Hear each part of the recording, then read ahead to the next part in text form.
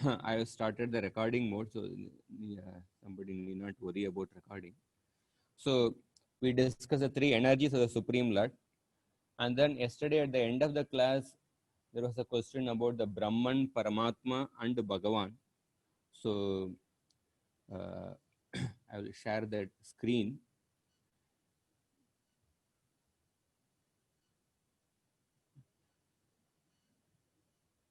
So Brahman, Paramatma, and Bhagavan, they are more nicely explained by Bhaktivinoda Thakur in his Dashamula Tattva. He says that realization of the Supreme Lord without energies and qualities is called as the Brahman realization. Realization of Supreme Lord without the energies, without this understanding of his qualities, without the understanding of his pastimes is the Brahman realization.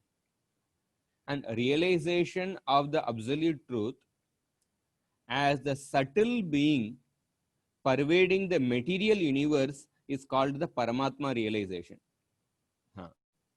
So both in Brahman realization and in the Paramatma realization, we actually perceive the absolute truth only with some coverings. We don't perceive the absolute truth without any coverings. In the Isopanishad, in the 15th mantra, it is mentioned that Hiranmayena Patrena, the devotee is praying that, O Lord, please remove the coverings so that I want to see your complete form. So that indicates that Brahman realization and even Paramatma realization, they have, in that we perceive the Supreme Lord with some covering. We don't perceive the complete absolute truth. On the other hand, realization of the Lord in full with all the qualities is called the Bhagavan realization. And within that, we can say in the Bhagavan realization, we can make further two categories. Realization of the Lord pervaded by the aspect of majesty. There is a mistake in the PowerPoint. Realization of the Lord pervaded by the aspect of majesty is called the Narayan realization. And realization of the Lord, absolute truth, pervaded by sweetness is the realization of is Krishna.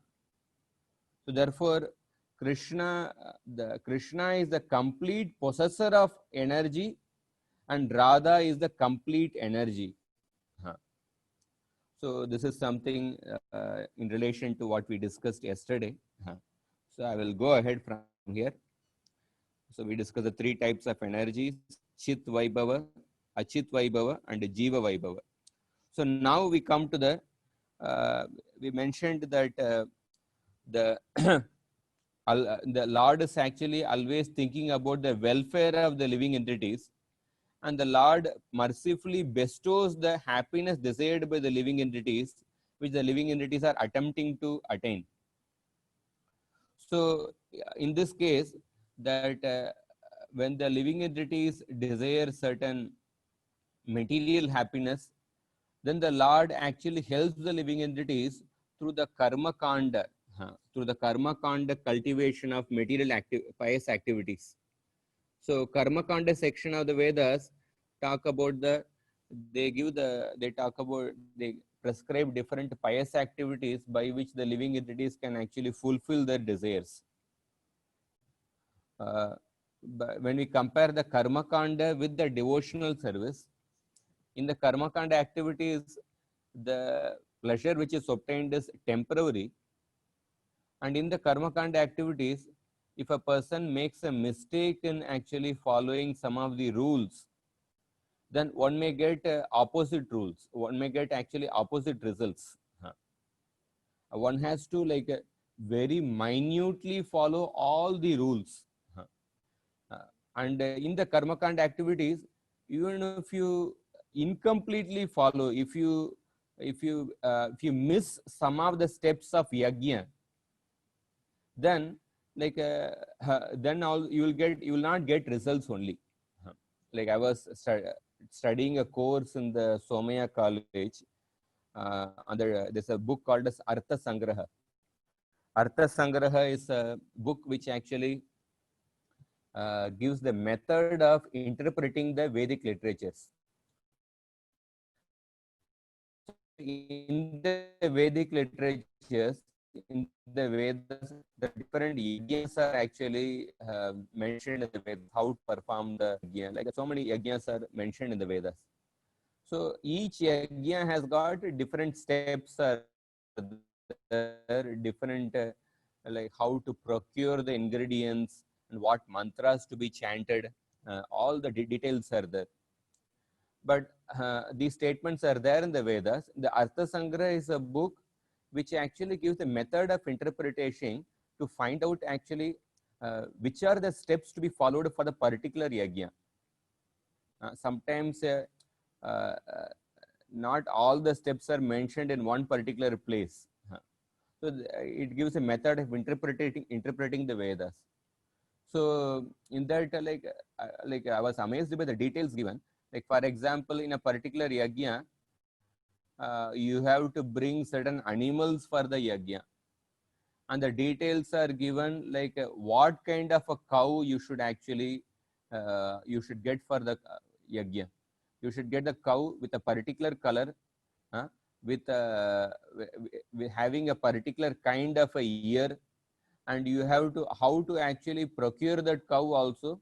Like you have to like how to procure the cow by the proper method of actually buying.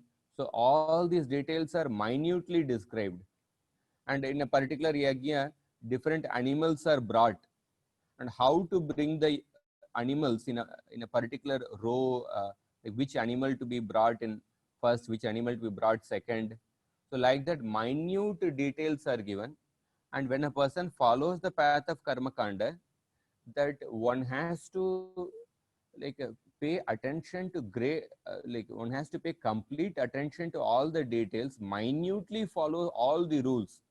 So when I attending that course, I was able to better appreciate the statements of like when we read the statements in the Bhagavad Gita, in the Srimad Bhagavatam, where there is description about the path of karma kanda, how there are so many rules involved, the minute details.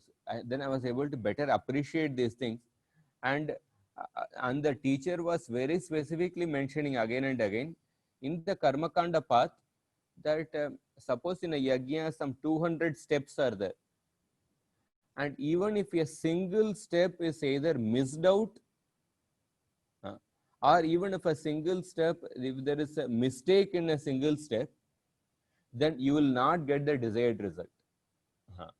So that is something like that is mentioned repeatedly in that especially in the Mimamsa Shastras, which describe the karma kanda portions.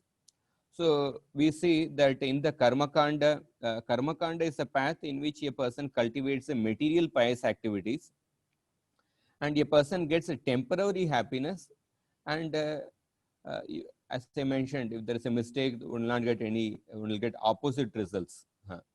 And in the karma kanda activities, Lord Vishnu is acknowledged as the Lord of sacrifice.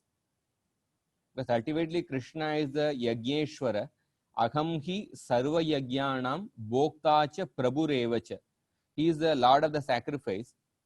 But although he is acknowledged as the Lord of sacrifice, because the performers of karma kanda activities, they do not have spiritual intentions, because they do not have spiritual intentions, and their activities, they take shelter of basically material time, material place, and material objects.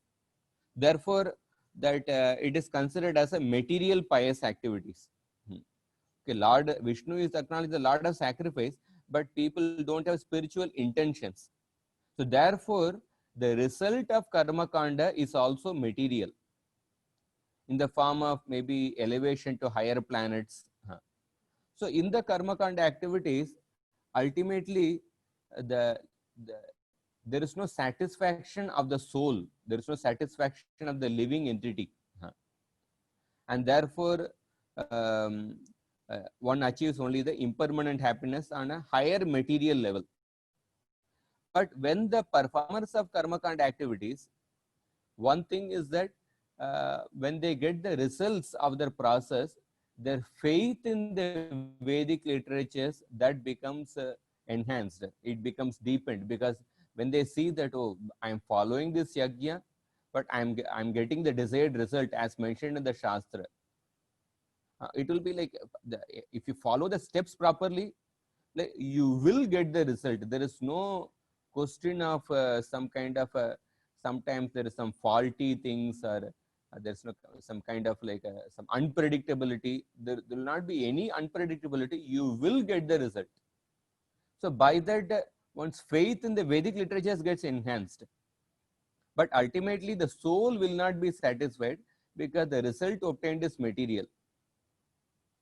And but when the when a person who is performing the karma kanda activities, when he gets the association of the devotees, then he can actually get the understanding that he is an eternal servant of Krishna. And then at that point, that he gets the real good fortune. So this is the path of karma kanda. And then the Lord has also given the path of jnana kanda, where a person cultivates the impersonal liberation.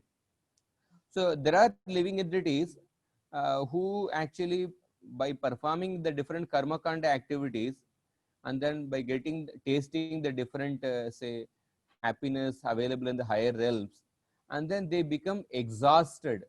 They become exhausted, and then they start seeking a non-material goal, because after going to even to higher planets, then they see that even in the heavenly planets, so there is sometimes a competition, there is sometimes envy.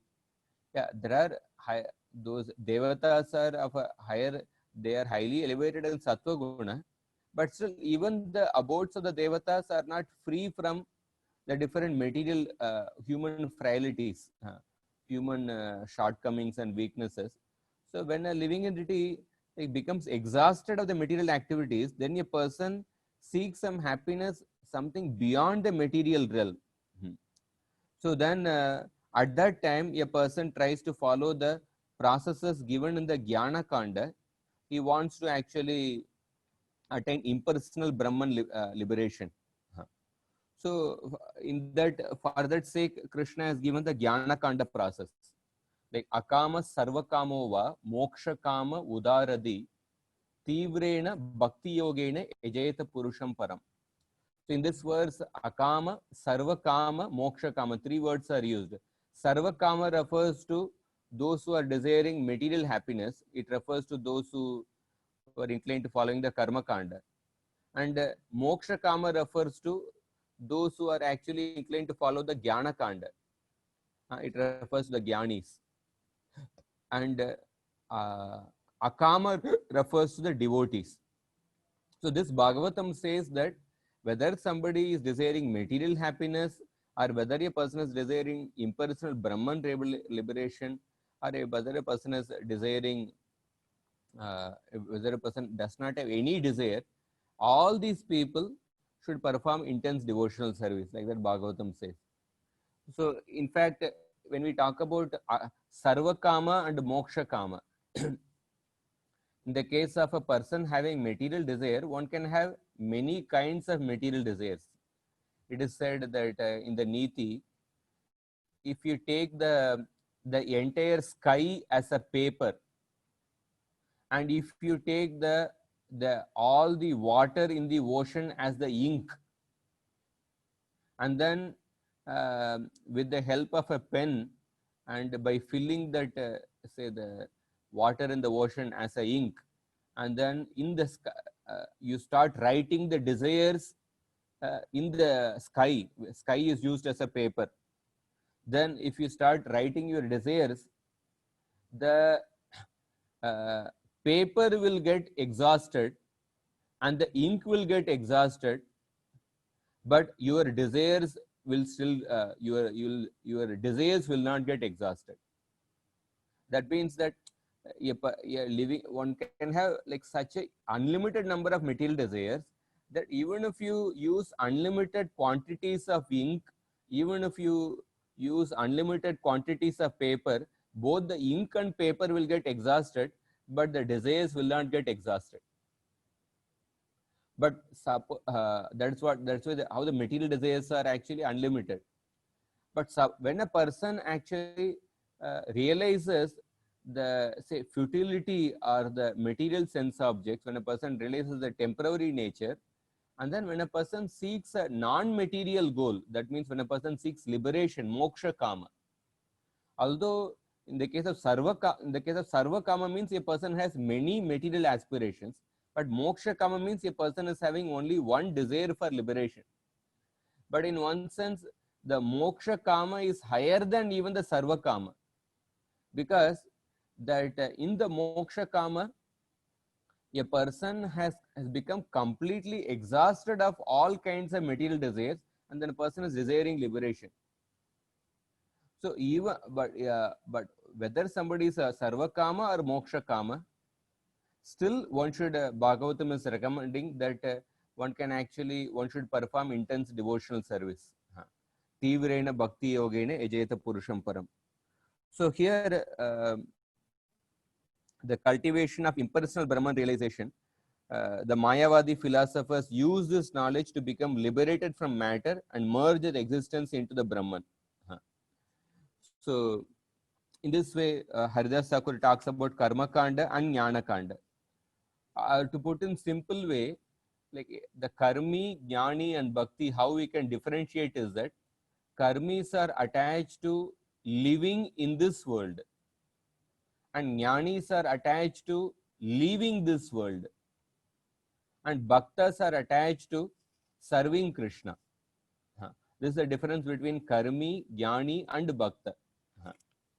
So then, having talked about this Karma Kanda and Jnana Kanda, Haridas Thakur mentions about three types of Sukruti. Sukruti means, like Kriti means activity, Sukruti means pious activity. Even Krishna says that Chaturvida bhajante mam jana Sukruti norjuna. Four kinds of people who have got certain piety, they come to me. So Sukruti means pious activity, and there are three types of pious activities. So those pious activities which yield material happiness, that is one type of pious activity. And those pious activities which yield the bliss of impersonal liberation, that is called as, we can say, Jnanonmukhi Sukruti. The first kind of pious activity is called as Karmonmukhi Sukruti, and second is called as Jnanonmukhi Sukruti, that which yields the bliss of impersonal liberation. And then the third kind of pious activities are those activities which yield the bliss of service to the Lord. That means the Bhaktyonmukhi Sukruti. So when we talk about the path of Karma Kanda and Jnana Kanda, they actually prescribe the first two types of pious activities, Karmonmukhi Sukruti and Jnanonmukhi Sukruti. So in talking about the path of Karma Kanda and Jnana Kanda, so we can appreciate the merciful nature of the Supreme Lord, because the merciful nature of the Lord is that Lord understands that it is not that all the living entities will want to take up the direct path of devotional service. So many of the living entities, they want to try out the different options in the material world. And some people, okay, after getting exhausted of trying out the different options in the material world, okay, they seek impersonal liberation. So the Lord wants to facilitate even them also, and for them the Lord has given the indirect process of Karma Kanda and Jnana Kanda. So in that say, we see that this aspect of the Vedic Sanatan Dharma, the Vedic Sanatan Dharma does not impose one particular path on everyone. Rather, it actually accommodates the different people. There are different people who have different eligibility, who have got different motivations. So the Lord actually accommodates everyone by prescribing different paths, and in all these paths prescribed by the Lord, whether even in Karma Kanda and Jnana Kanda, there will be some element of bhakti. There will be some element of bhakti, because ultimately the result of Karma Kanda or the result of Jnana Kanda, they will be actually, all the results will be fulfilled only by the Lord. And the Lord will be satisfied only when there is some element of bhakti.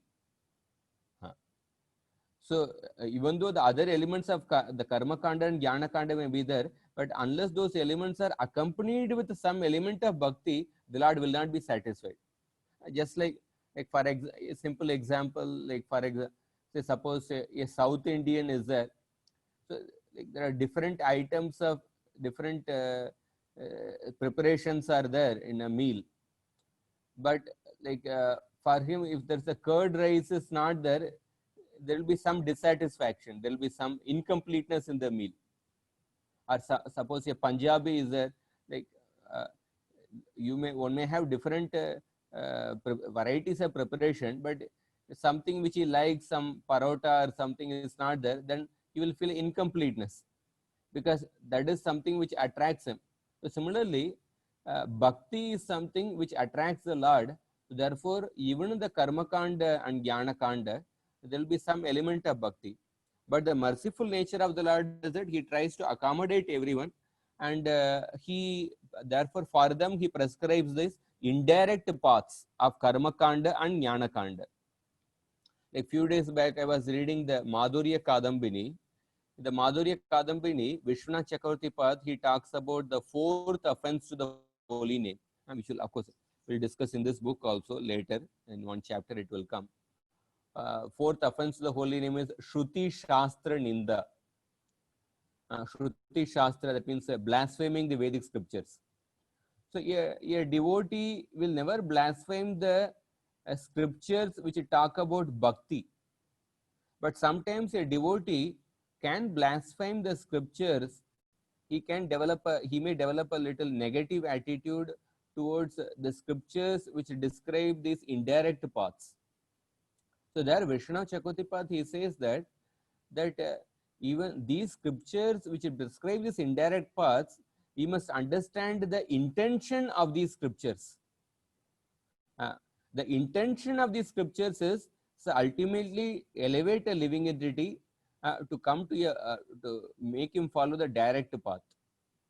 So therefore, one should understand the intention of the scriptures, and one should not unnecessarily criticize these scriptures which describe the indirect paths.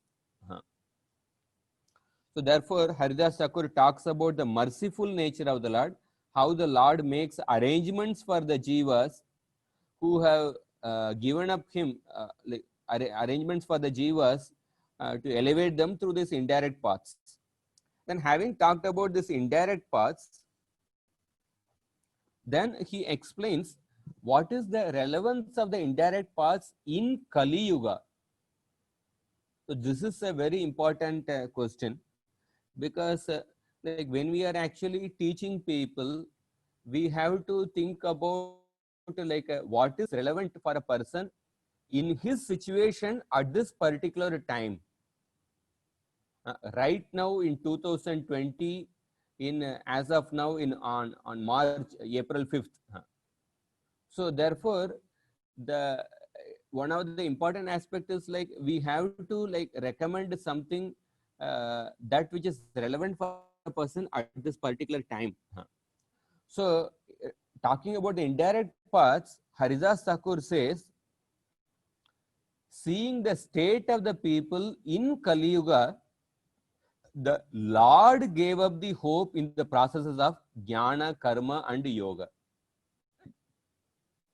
So we see, he's saying that the Supreme Lord gave up hope in these indirect paths. Indirect paths are also called as, we can say, the Karma Mishra Bhakti, Jnana Mishra Bhakti or Yoga Mishra Bhakti.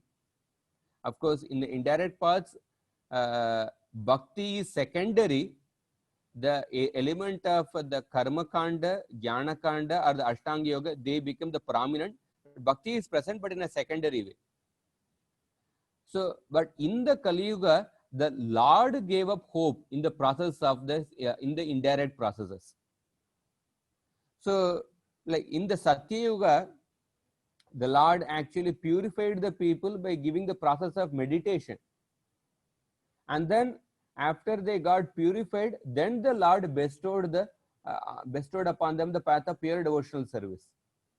And in the Treta Yuga, the Lord arranged further purification through the performance of different yajnas.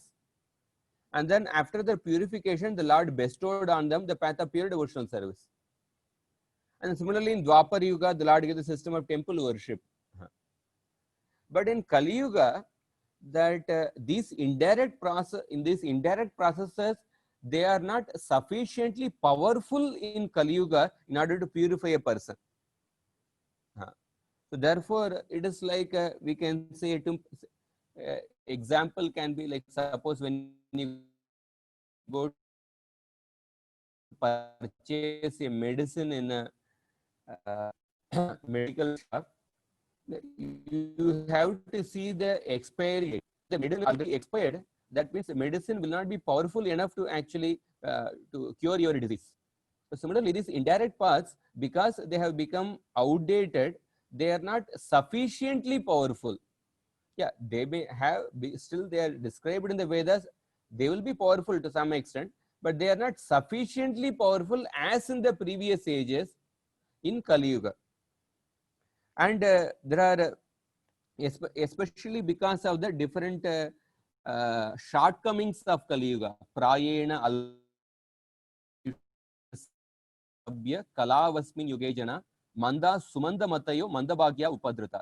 The Kali Yuga people, they have a short lifespan, because many of these processes, if you see, like when we talk about these indirect paths which involve, say, fire sacrifice or the, say, meditation, so these paths require a very long lifespan.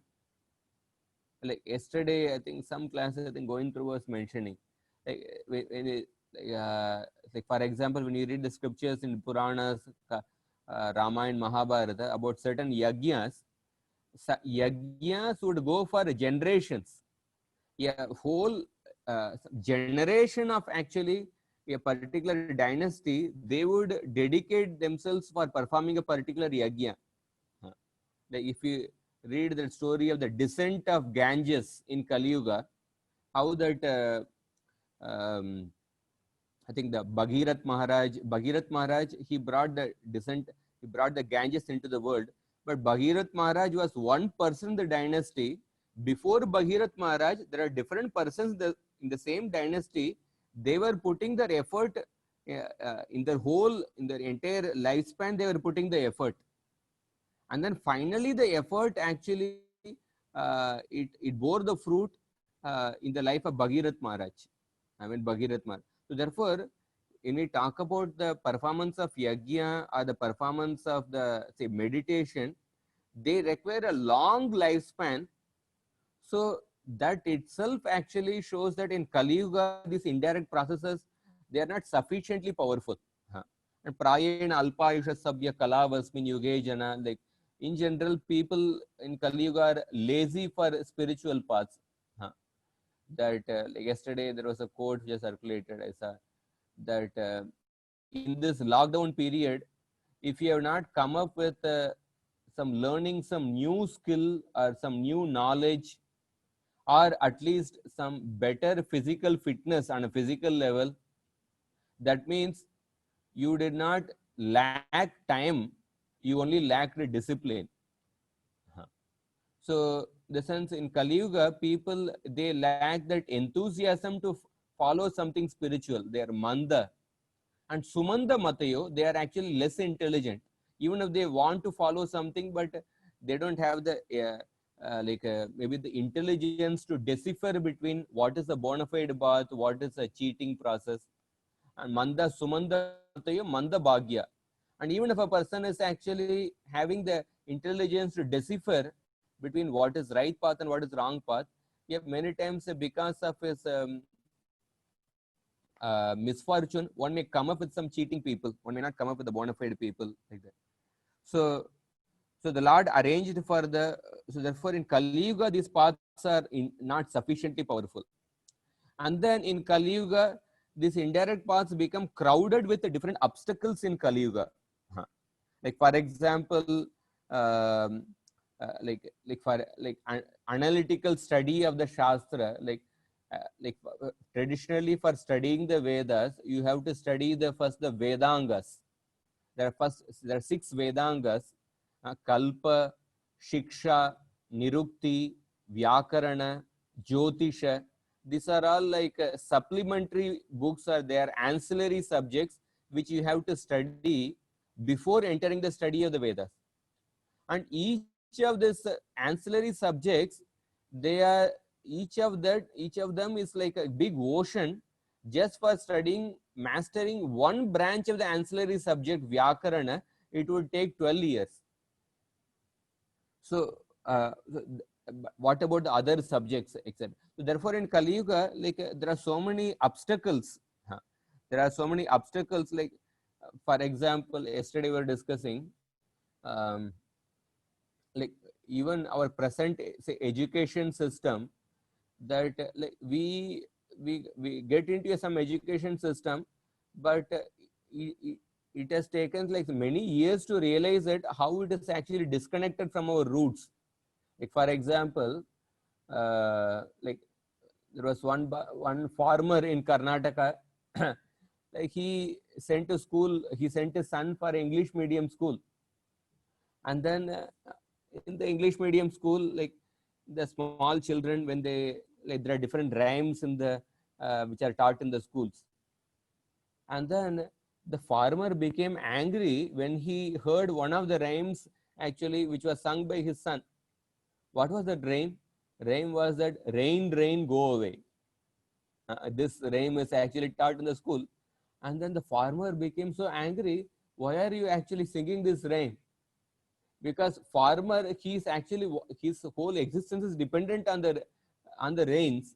But the education system is not connected to our roots. And then we get groomed into certain education system.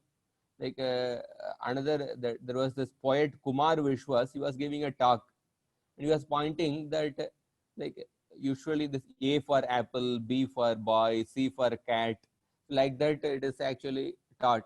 And then when it comes to G, generally in the books what is mentioned is G for a gentleman. And then a particular picture is put, a picture of a man with a tie and a suit coat. So that means a gentleman means one who wears a tie and a suit coat. So like that, we get groomed into a certain education system which is not connect our roots. And then by the time when we come in contact with some scriptures or something, and then suppose if we have to say, okay, if you have to study the Vedas, you have to study all these ancillary subjects like Vyakarana and all these things, then people will think that, oh, it is impractical. Because first of all, they've gone through that particular age of, say, memorizing and grasping. And then if you have to study all these ancillary subjects, because all these involve a lot of memorization, so then it becomes impractical to uh, come to the ultimate conclusion by going through this indirect paths. Like I was giving that example, like that rain, rain, go away. Like because these are coming from the Western, this one in the British education system, the British country, it is like it's not an agrarian economy. So therefore, they consider the rains as an obstacle. So therefore, the poems are created that rain, rain, go away. But in India, the like the entire culture is dependent on agrarian economy. Still, the agriculture becomes so prominent.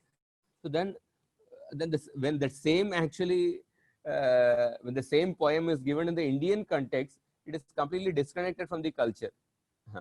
So that there was that I think there was an MP Tejasvi Surya. He was giving the talk. So instead of rain, rain, go away, we should have a different poem, and then he quoted another poem from Kannada, that where the Kannada poem says that, oh, how we want rains.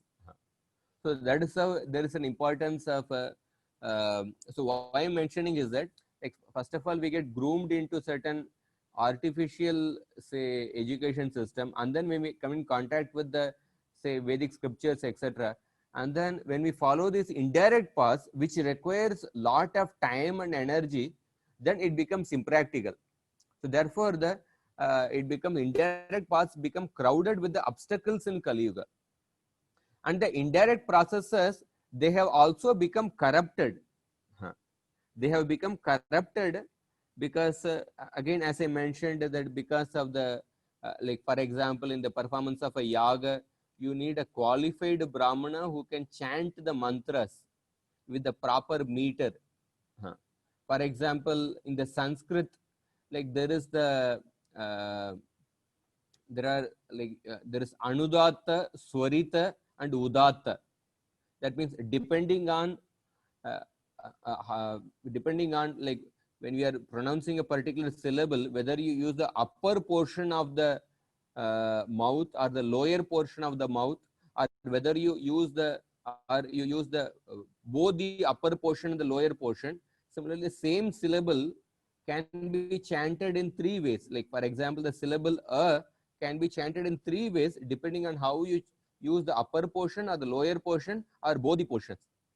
But this method of chanting Anudatta, Udatta, and Swarita, this has practically become extinct.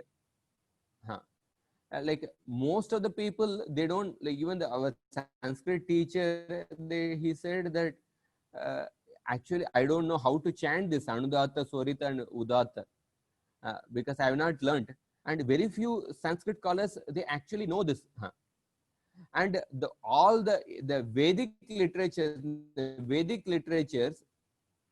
the Sanskrit is used mainly using this Udatta, Anudatta, and Swarita.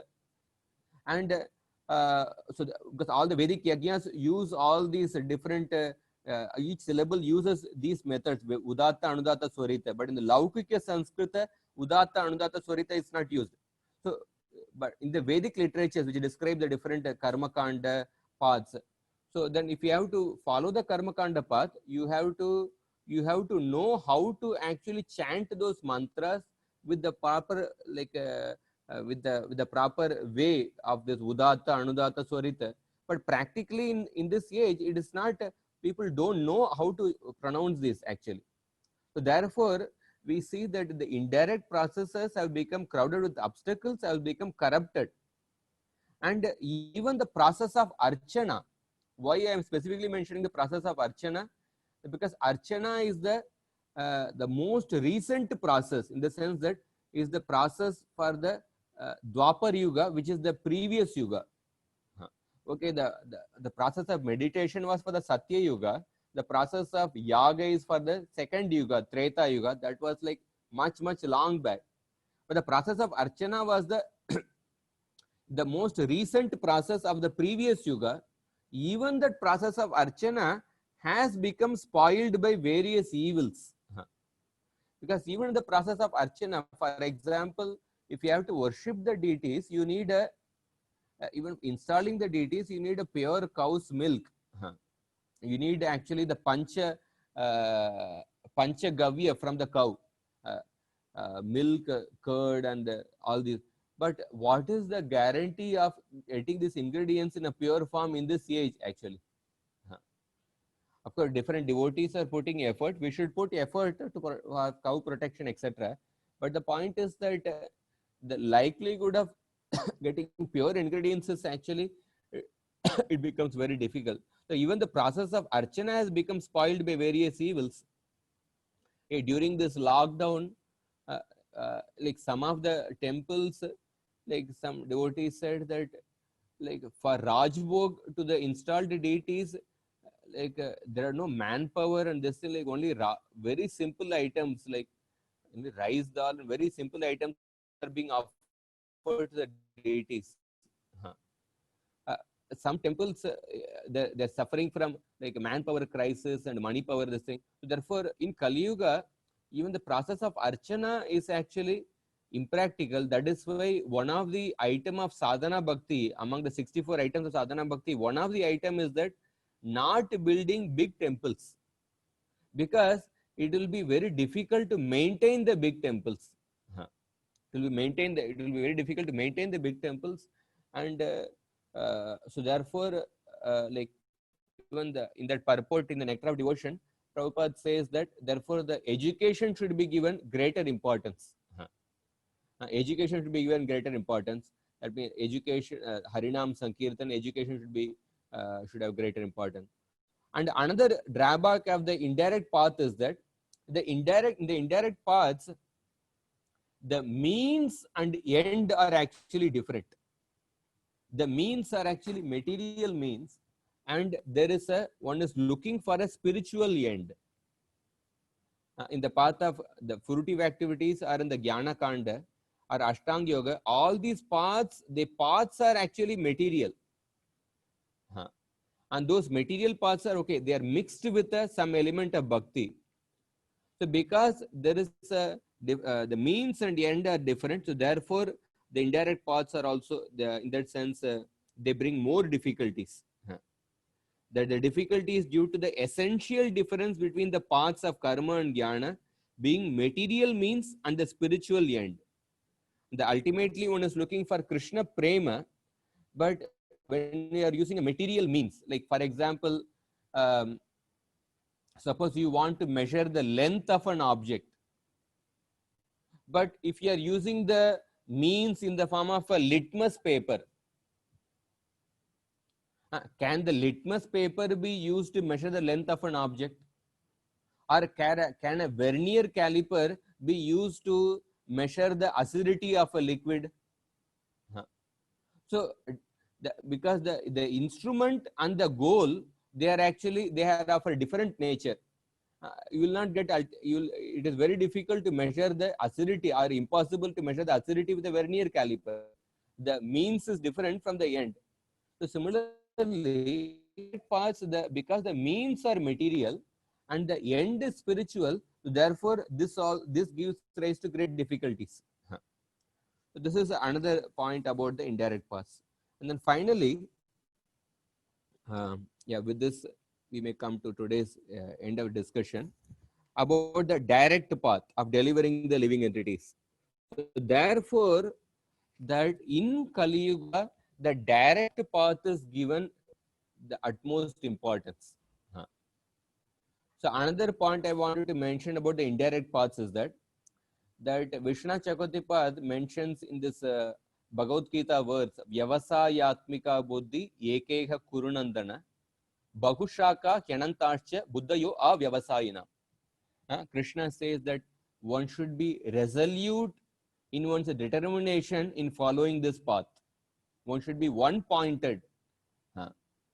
And in that purport, Vishnu Chakravartipad says that this Vyavasayatmika buddhi, one-pointed determination, this is possible only in the path of bhakti. And this one-pointed determination is not possible in the path of karma kanda and in the path of jnana kanda. The reason being, because in the path of karma kanda, a person has many desires, bahu shaka. Because a person has many desires, in order to fulfill those many desires, he has to follow many different paths. Like for example, to fulfill the desire of getting a son, he has to follow one yajna. To get the desire of long life or maybe a healthy life, he has to perform another yajna. And to get a good wife, maybe he has to worship another devata and perform another yajna. So a person has many desires, therefore he has to follow many paths. And ultimate goal is spiritual, to develop love for the Lord. So therefore, in the path of karma kanda and in the path of jnana kanda, that it's not possible to have a one-pointed attention, because the reason is that the means and end are different. In the path of jnana kanda, a person first follows the nishkama karma yoga, and then after performing nishkama karma yoga, after performing his duties with, then a person develops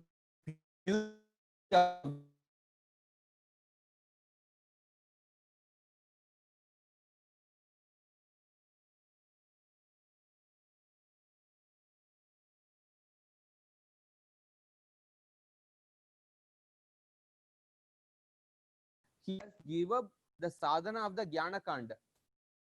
So we see that, and then after giving him the sadhana of Jnana Kanda, then he takes up the, say, Ashtanga Yoga, and then he gives up that.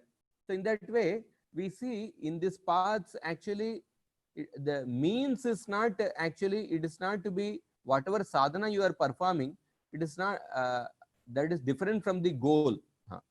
That it is not that when you attain perfection, you continue to perform that sadhana. But in the direct path, the means and the end are actually same. So therefore, Haridas Thakur says that in Kali Yuga, the Lord has descended and taught the Yuga Dharma of Nama Sankirtan, thinking about the welfare of the Jivas in Kali Yuga because of the above mentioned reasons, which I mentioned in the previous slide. The difficulties of the indirect paths. Therefore, the Lord has prescribed the direct path of the Nama Sankirtan. So, in the Nama Sankirtan, there is no conflict of interest between the means and the end. The end is the Krishna Prema, but even when a person attains Krishna Prema, the holy name is not given up, but in fact, the holy name is chanted all the more. The holy name is chanted all the more. In fact, in one purport in second canto of the Bhagavatam, Vishwanath Chakravartipad gives an analogy to understand this. He says that, like, suppose a farmer is digging a well to get some water. Farmer is digging a well to get water. And suppose, like, usually digging a well, it requires a huge effort. That is why, like, many of the Vedic scriptures, it is said that digging well is considered to be a great act of piety. It's considered a great act of piety because it will provide water for the entire village. So, so digging well requires actually huge effort. But suppose if the farmer, if he becomes Indra, then that farmer will become detached from the activity of digging well, because Indra is the Lord of rains.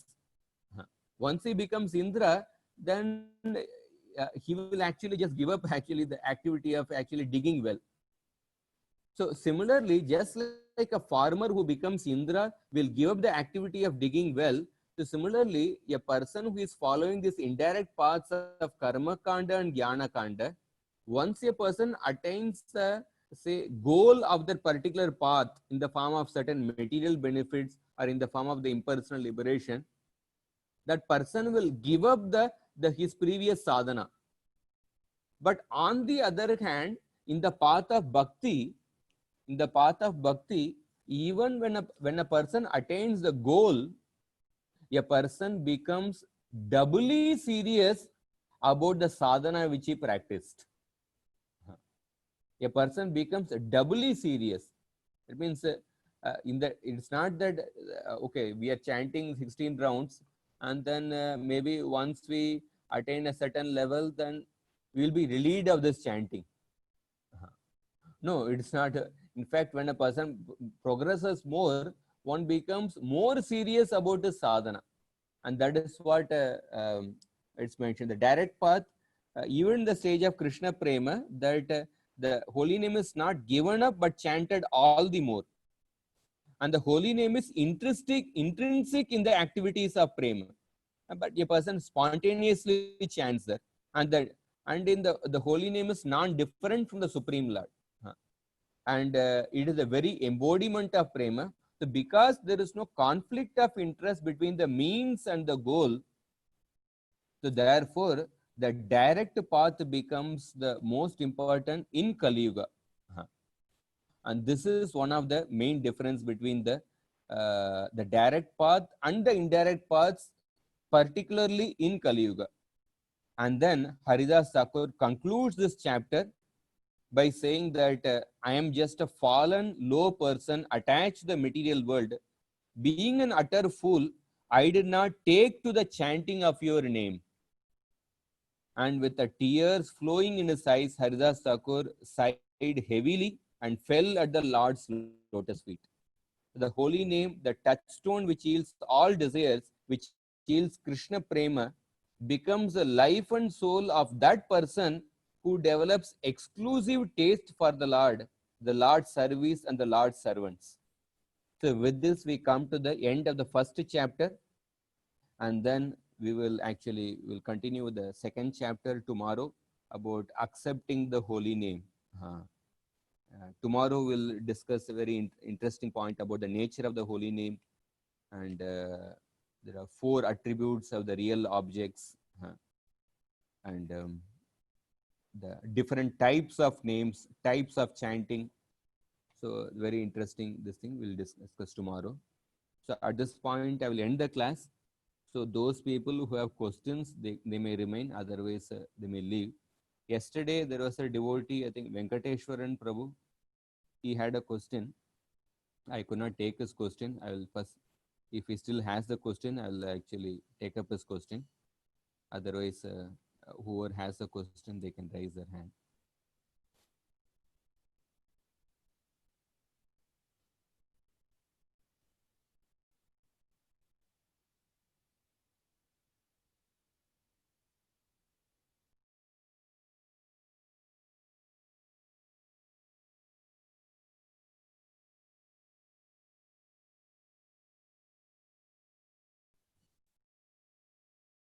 Haribo. Krishna Bihari Prabhu, can you hear? Prabhuji. Yeah, Hari Bol. Hari Bol. Hare Krishna Prabhuji. Yes. Prabhuji, in the indirect part, right? You have said that the material means and the spiritual end, right? Because of the both the means and ends are not matching, it is very difficult, right? In the age of Kali Yuga. And we have also heard many times, since we don't have any other means in this material world, this material means are only to be used for the spiritual end. Now, how this two thesis difference is maintained here? See,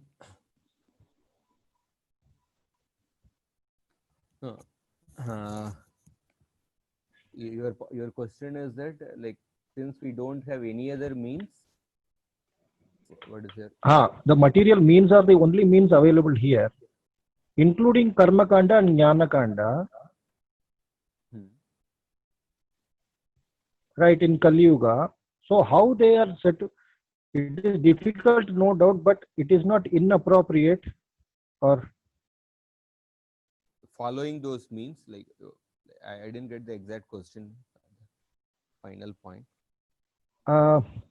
My voice is clear, Prabhu? Your voice is clear. Okay. The final question.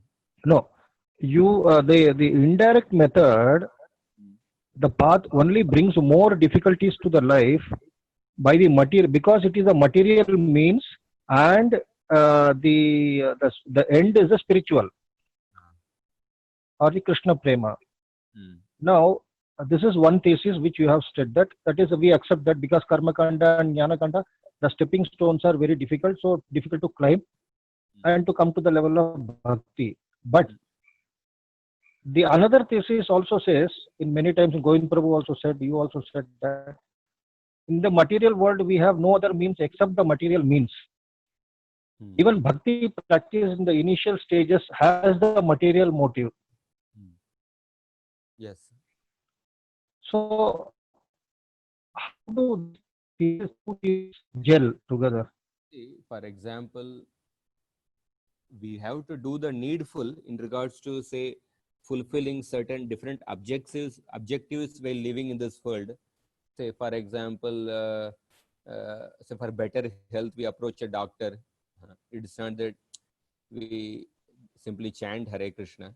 We have to do the needful by, say, approaching a doctor. Sometimes certain difficulties, sometimes a person, some certain repeated difficulties, one may consult some, say, some astrologer, or sometimes one may one may have to do the needful, but we don't take shelter of those processes. Our shelter of the processes is actually we have to take shelter of the holy name, the process of bhakti. But yeah, we have to maintain the samskaras. It's not like sometimes it's not that okay, these all these processes have become this one. That doesn't mean that we don't follow the samskaras, because all the samskaras, whether it's the vivaha samskaras, upanayana samskara, different samskaras, they involve certain rituals. Yeah, in the Kali Yuga, we cannot not be able to perform in the same pure way in the previous, but we maintain the tradition, and we also bring a we the more spiritual aspect. We can also combine that samskaras with the with some satsang, with some kirtan of the holy names, so that people also get educated in the direct paths, and people also get educated about the meaning behind the samskaras. We may have to do the needful on a practical level in maintaining the tradition. At the same time, we spiritualize it more by adding the Krishna Katha and Krishna Kirtan. And but in the sense, our real shelter is in the we have to develop the shelter in the holy name and the process of bhakti. Yeah, bro. Thank you.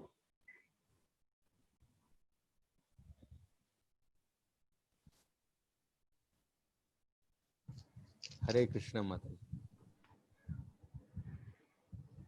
Hare Krishna. Hare Krishna, Dhanwad Prabhuji. Yes. Prabhuji, I don't have this book, Harinam Chintamani. So I just want to know the name. How do I get the book? And also the chapter, if you can give us the, chapter 1 is what, chapter 2 is what. So we know, I will just when you're. whatever slides I have covered, I will send in the WhatsApp group. And Okay. Harinam Chintamani, as I mentioned yesterday, if you are using the folio in the computer, Uh-huh. the Veda page, there is a section called as books by the Vaishnava Acharyas. The books by the Vaishnava Acharyas, in that books by Bhaktivinoda Thakur would be there. And within that, you will get the Harinam Chintamani. You can access like that. Okay, okay. Okay, Prabhuji. Okay, thank you. But at least names of chapters, I just want to know by the time I access names of chapters. Yes, I'll send. Okay, thank you, Prabhuji. Thank you. Okay, Prabhuji, you mentioned that Moksha Kami is higher than Sarvakami, right? Sarvakam people, right? Yes. So, Prabhuji, here these Moksha Kamis are actually the Brahmavadis. They are not the Mayavadis, right? Because Mayavadis are offenders of the Lord and they get the hellish planet, while Sarvakami will at least get promoted to a heavenly planets, and they get association of devotees, which would, I mean, more than what these Moksha Kami would desire, because they are studying the Vedic literatures. Yeah, Moksha Kami means one who desires liberation. It is the person who is desiring liberation. If he has the understanding that the Bhagavan's body is material, then he becomes a Mayavadi. Yes. But one who does not think that one who does not have that misconception that the Lord's body is material, he understands, okay, the absolute truth as a personal form and impersonal form, but Yes. he's seeking basically impersonal liberation. He's more attached to the impersonal liberation. Then he becomes a Brahmavadi. So Yes. can be both Mayavadis and Brahmavadis. Both are seeking liberation. Both are seeking, but one who thinks that the Lord's body is material, he is a Mayavadi. Yes. And Prabhuji, this is what I had heard in one of your lectures. So I just want to add, you had said that the Bhakti Yogi eternally remains a beggar, while a monist always wants to become God.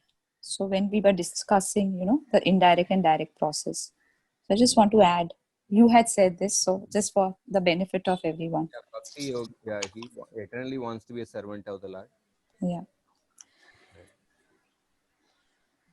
Satya Okay.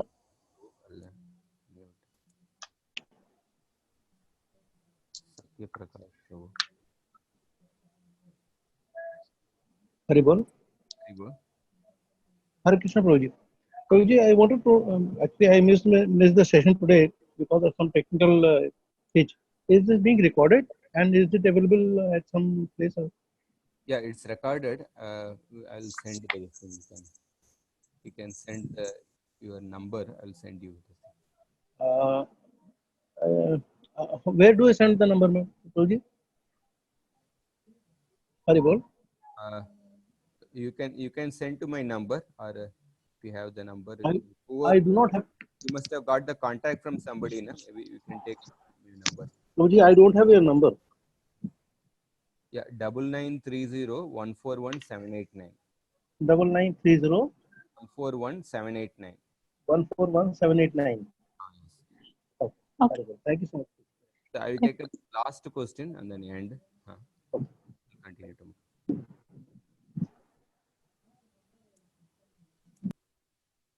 Prabhuji. Sriram Prabhu had a question. I guess. Yes, Prabhu, today when I tried to join, I could not join for a long time. Later only, very much late only, I was able to join because it was showing that the host will let you in and like that it was showing, and for a long time I could not get in. Then very much later only I was able to join. So I missed the large part of the lecture. I really don't know what is the technical difficulty, but I will figure out actually. Check out something. Although I can't hear you, Prabhu. Yeah, I don't know what is the technical difficulty because there are different people joined, so I thought that there is no difficulty in that. Maybe I'll check with the Harivaraha Prabhu whether there is settings need to be changed or something. I will check up with them. Yeah, because it was showing that message that the host will let you in when you will be able to see the screen. Like that something it was showing. And very much late only I was join the meeting actually. Okay. Prabhuji, 1 minute. Prabhuji. Yeah, Prabhuji, you were mentioning about that in this indirect process, even if the yogi performs Nishkam Karma Yoga, and Prabhuji, your voice just diminished and then you started with Bhakti Yogi. So if you remember, can you just tell me, you just said. In the path Jnana Marga, Yes. like follows the Nishkam Karma Yoga, and then after he develops the required purity of the heart, then he renounces the previous duties. Okay. He performs karma sannyasa. Again, we cannot hear And you. then he Again, Prabhuji, your voice is. Sadhana. No, Prabhuji, it's not clear, your voice. And then he follows. Prabhuji, hello. Again, Prabhuji, again your voice just went off as soon as you started. Can you hear now? Yes, now we can hear. Now, yes. Prabhuji, you'll have to start. Sorry. Yeah, what I mentioned was that when a person follows Nishkama Karma Yoga, then after performing the duties with the detachment, then when he develops the required purity of the heart, then he becomes qualified for renouncing the duties. He can perform karma sannyasa, and then after performing karma sannyasa, then he takes up the sadhana for jnana marga. And then after following a sadhana for jnana marga, then at a particular stage he gives up the sadhana for jnana marga. So in that way, what I was trying to highlight is that the means and the end are different. Like it is not that we continue the previous sadhana forever. In the gradual path, okay, we follow Nishkama Karma, and then we perform Karma Sannyasa, and then we take up the sadhana for Jnana Marga, and then after a particular stage, we give up that sadhana for Jnana Marga. In that sense, the means and end are different. And because of that, there cannot be one pointed attention in the path of Jnana Marga. But on the other hand, in the path of Bhakti, we never give up our previous sadhana after attaining perfection. In fact, one becomes even more serious after attaining perfection. That is what I mentioned. Yes, Prabhuji. Thank you, Prabhuji. So I'll end the class here, and we'll see tomorrow at 11 o'clock. Please send the recording, Prabhu. Please upload the recording on the group.